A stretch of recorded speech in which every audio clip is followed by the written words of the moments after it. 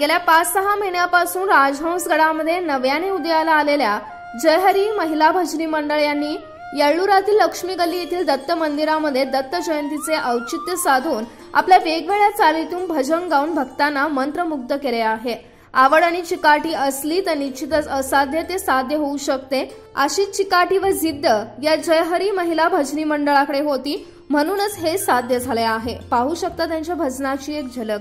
येळ्ळूर येथील श्री गुरुदेव दत्त सेवा मंडळाने या भजनी मंडळाला आमंत्रित करून एक आध्यात्मिक क्षणाचा अनुभव घेतला आहे। या भजनी मंडळामध्ये 8 वर्षाचा सुमित लोखंडे याने उत्तम असा तबला वाजवला, तर याला वेगवेगळ्या भजनात महिलांनी साथ दिली आहे।